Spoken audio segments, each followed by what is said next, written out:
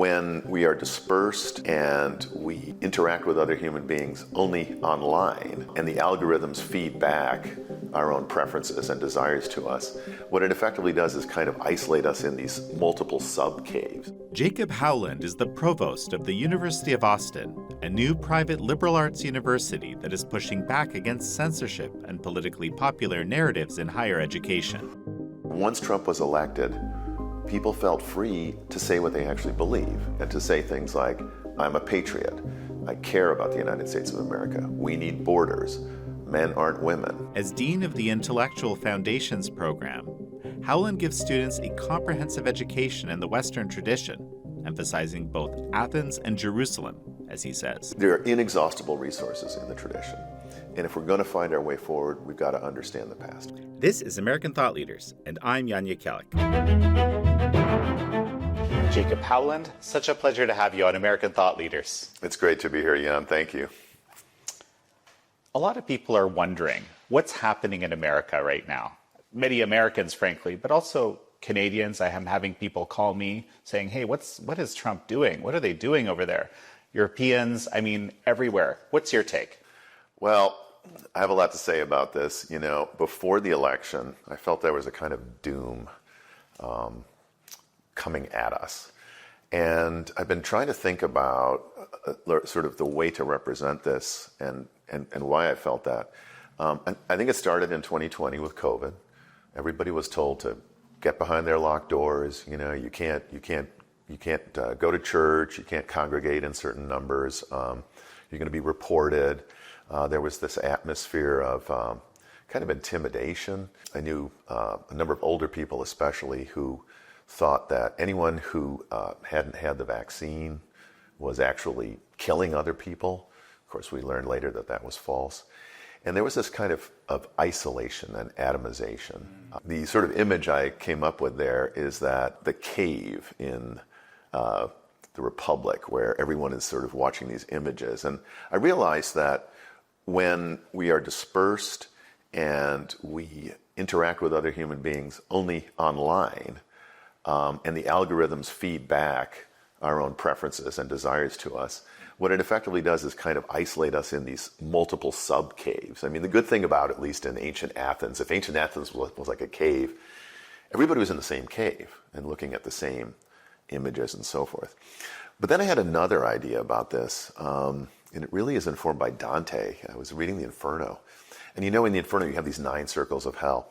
And the problem is that everybody's in their own circle. So all the damned souls are in their own circle. And they just walk around. In some cases, they're actually rooted to the ground, like the suicides. But no one's getting out of that circle. And they're only relating to other people who are like them, or maybe they're antagonists. Like the hoarders and the spenders are in one circle, and they're sort of pushing against each other. So Dante and Virgil come down, and they were able to travel through these levels and sort of, but this sense of isolation, it felt like everyone was frozen. People weren't going anywhere. They weren't developing. And at the same time, Americans were becoming passive. First of all, we were sort of addicted to our social media feeds. And second, we were sort of physically restricted during COVID. And then there's also the ideological component, right? Which is you can't say these things, you can't. So there was a sense in which motion was restricted. And then as we approached the 2024 election, I realized, look, you've got Dianne Feinstein in a wheelchair. You've got Mitch McConnell having the episodes of being frozen. You've got John Fetterman, who's actually changed a lot. But at the time, you know, he was having very big psychological problems. And so I wrote an article for Unheard called something like America Has Become a Zombie State. And of course, zombies are these beings that don't think. They are in crowds, they act in crowds in zombie films, but there's no community. They don't connect with each other. So just to go back to Dante, it's as if we've gone all the way down to the 9th circle where everyone is frozen in the ice. It's an amazing image. Dante has this brilliant idea that at the center of hell, the very bottom of hell, it's not fire, which is motion and change. It's ice. They're frozen. And Dante sees these figures under the ice just kind of like, you know, whatever posture they're in for eternity. no one's talking, and then you have the massive figure of Satan, and if you calculate it, he's towering up from the waist something like 1,000 feet. And he's not speaking either because he's chewing on these traitors, Brutus and Judas and Cassius. And he's represented like this windmill, like a big machine. And I thought, that's an image of the state. And he has 3 faces and 6 eyes, and he can surveil everywhere. And what he's looking at is this frozen valley of the damned, and no one's moving.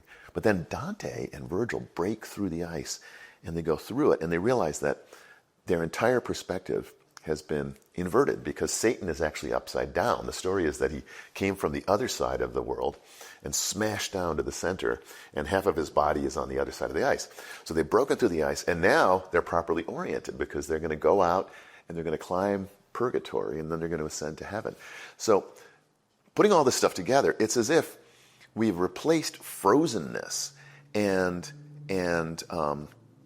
submission and a kind of a passivity for a kind of chaos. We don't really know what's happening, but a new vista has been opened up to us. And at the same time, things have turned. There's been an orthogonal transformation of 180 degrees. And now we're moving in another direction. And I take heart from that because it seems to me that so many elements of our lives have been opened up since Trump's election. Maybe there's a possibility in Dante for a kind of ascent as opposed to a sort of continuing descent. Maybe there's a possibility for transcendence. With this election, I feel that like a kind of hopefulness, but also a sense that, nobody really knows where we're going.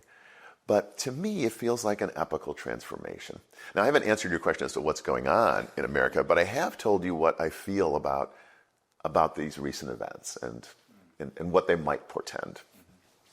Well, the COVID years made me think a lot about Hannah Arendt's work, and specifically how atomization of a society is required to kind of institute a totalitarian type governance system, or how those things go hand in hand, or perhaps even unintentionally atomized society will trend in that direction. And that atomization seems to be shifting somehow. Yes. It really does, actually. It's palpable, isn't it? Well, I think part of it is that we've all been sort of faking it. In particular, the imposition of a new vocabulary, okay? Men can't be called men if they want to be called women. The appropriation of words like justice turns into social justice. The kind of general sense that, if you're not speaking this language, you're not on the right side. And certainly in universities and elsewhere, the data suggests that many, many people have bitten their tongues. They're not talking to each other, and they're not going to be honest. And it's as if there's a kind of preference cascade. It's as if, once Trump was elected, people felt free to say what they actually believe and to say things like, I'm a patriot. I care about the United States of America. We need borders. Men aren't women. It's as if all this ice has broken up, and now everything's flowing. The lying to oneself and to others is a characteristic of totalitarian societies. I think that's a very serious problem. So when people get used to that, they just fall into it because the opportunity cost is too high in a lot of contexts to say, this is what I really believe. But now that's gone. The opportunity cost has been greatly diminished. You're making me think about something that I've spoken with people about often, and just how really foundationally different it is to live in a totalitarian society. And I was thinking about the society that my parents came out of, communist Poland, but there were much more grave manifestations even than that. But basically, you and I, it's very difficult for us to have, because we don't know each other that well yet, to have a normal conversation, because I know in the back of my mind that you're incentivized to report on me, right? And it's very quite possible that you will, right? Right. Even if you say niceties and so forth. So there's this kind of veneer always, and you have to be incredibly careful. With any close relationships are the hardest thing to create. It's the family, and that's it. Almost. And that's very just difficult to fathom in a free society where just none of that really is an issue. Yeah, for sure. There's a great book by Vasily Grossman called Life and Fate. I consider it the best novel of the 20th century. It's the 20th century war and peace, because the subject of the novel is the Nazi invasion of the USSR, and it focuses on the Battle of Stalingrad. And in this book, there are several scenes where friends will begin to feel comfortable with each other, and then they will open up, and they will speak the truth, or at least they will articulate their own actual views. So they might say something about Stalin, right? And they're elated, and then they walk away, and they think, what have I done? I mean, I just said these things to this guy, and if he betrays me, I'm doomed. So there's this kind of weird oscillation. And in that book, by the way, it's very interesting. The freest human beings in the Soviet Union, in this book, are a group of Soviet soldiers in Stalingrad who have now been surrounded by the Nazi forces. And they realize that they're doomed. And so a commissar goes to this location, and they make it clear that they despise this guy. And he's just unbelievably upset, like nobody talks badly to a commissar. And in the very next scene, he wakes up in a hospital, and they say, and he says, I want to report this guy. And they say, oh, well, that's not necessary. They're all dead. So the interesting thing is that the only people who are truly, truly free are those who are liberated by the knowledge that they're going to die. So why is this relevant to what I was just talking about the pre-Trump days? We have to come up with some kind of way to refer to this epochal transition. Like, one way to look at totalitarian societies is you're on a train, and the train starts out, and you get to a station, you get the next station, you get the next station. And when you get all the way to the end of the line, you have the death camps, or you have the gulag. The Soviets have a word for people in the camps who have died before they've already physically died. And there's an equivalent word in the Nazi camps. In the Nazi camps, they call them Musulmaner, which means Muslims, right? Which I think because of submission, but nobody really knows why. In Russia, in Russian, it's dochodyaga. And a dochodyaga is literally someone who has come to the end of the line. And the understanding was, like, they have come to the end of the line of communism. Jacob, one quick sec. We're going to take a break, and we'll be right back. And we're back with Provost of the University of Austin, Jacob Howland. Briefly tell me about, well, what you're doing now at the University of Austin, but also like how you got here to be having all these very compelling thoughts about the world. Well, so I'll talk about the University of Austin. Look, I designed the Intellectual Foundations program at the University of Austin. And what is that? It's one of three elements of our curriculum. In the freshman and sophomore years, students take roughly 2/3 of their courses are in intellectual foundations. And the idea is that these will provide foundations for any future work you do. So when I was asked to design this, it was very interesting. It's like, put together, 15 courses. And at the time, it was very clear to me that our institutions were broken. The news media is supposed to report news, not to serve as an arm of government propaganda. The CIA and the FBI are supposed to protect Americans, not spy on them. Universities are supposed to educate and not indoctrinate, et cetera, et cetera.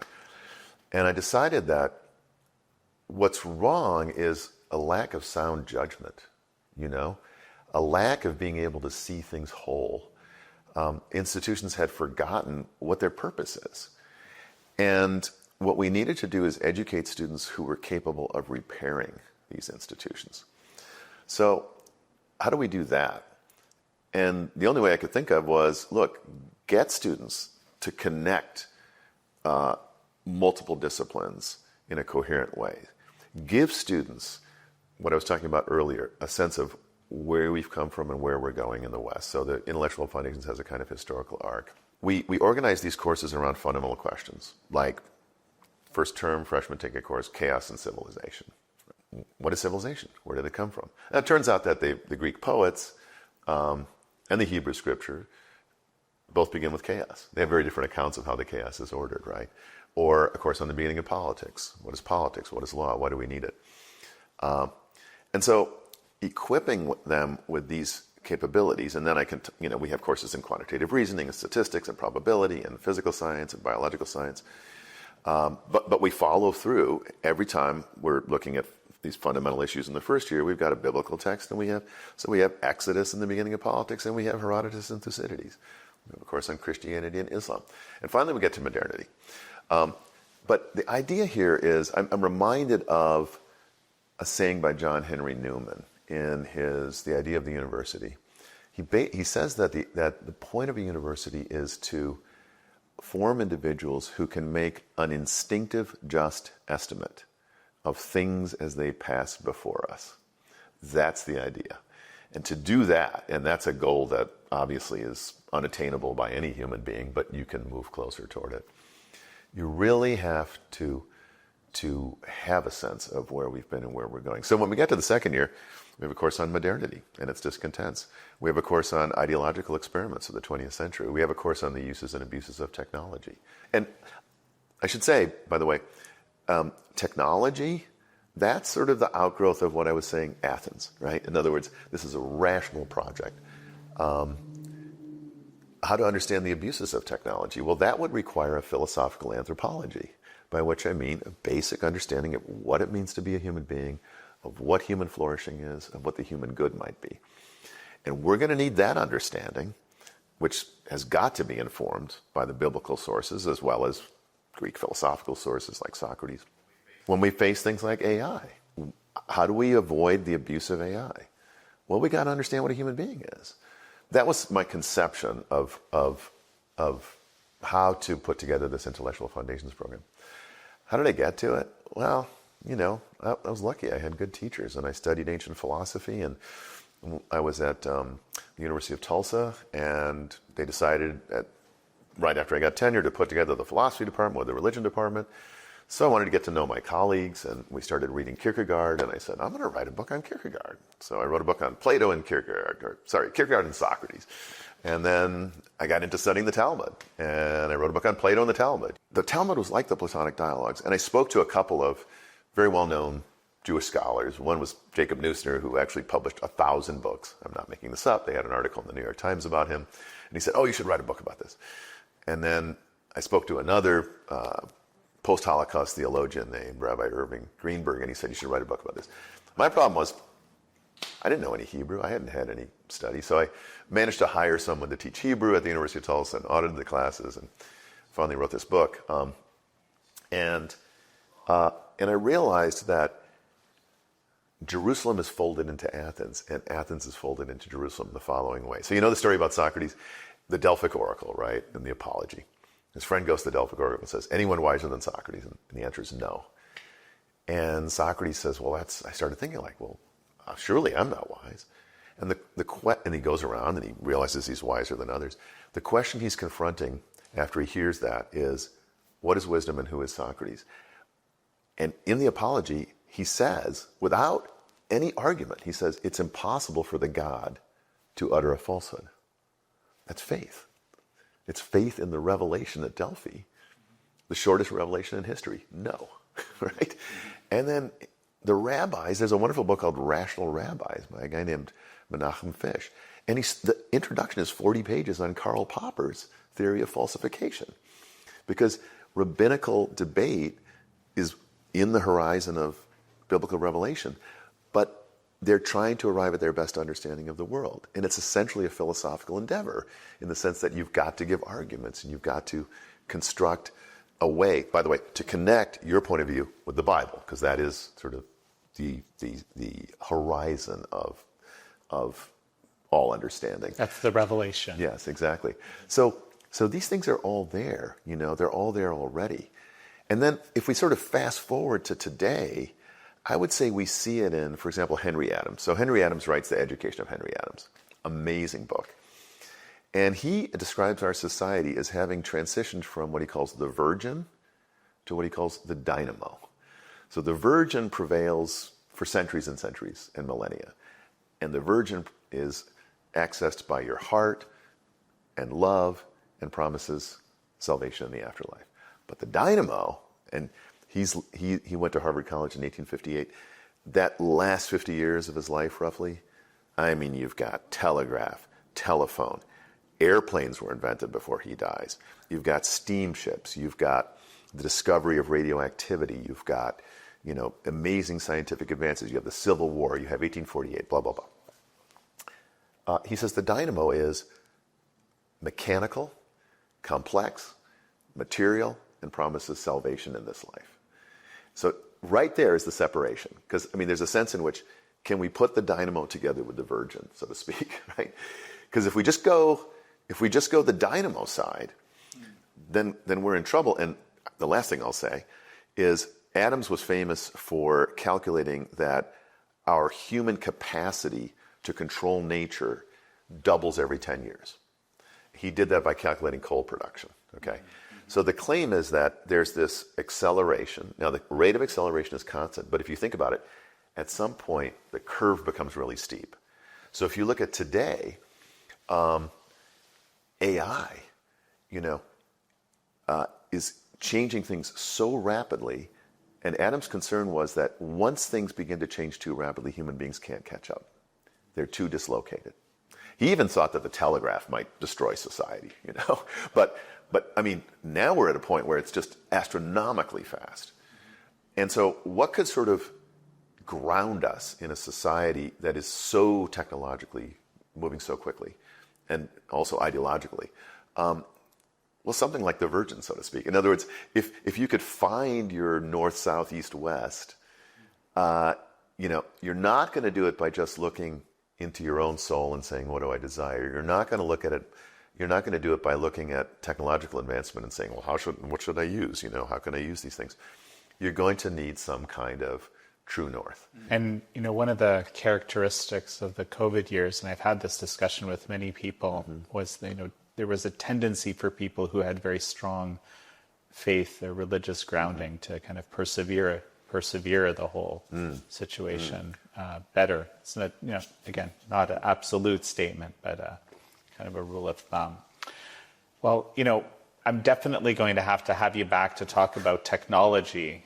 Well, it's an exciting time. I'm really glad we're having this conversation. I think that we need to draw on our intellectual capital to understand what is happening today. And I think that's the way forward. I think we need to do that.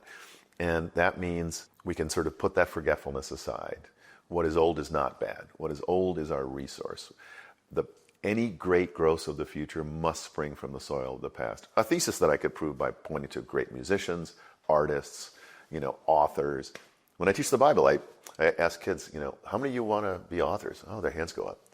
Okay, all the big stories are in the Bible, all the great stories, right? So you're going to want to study this. There are inexhaustible resources in the tradition. And if we're going to find our way forward, we've got to understand the past. Well, Jacob Howland, it's such a pleasure to have had you on. Thank you so much, Jan. It's a great pleasure talking to you. Thank you all for joining Jacob Howland and me on this episode of American Thought Leaders. I'm your host, Jan Jekielek.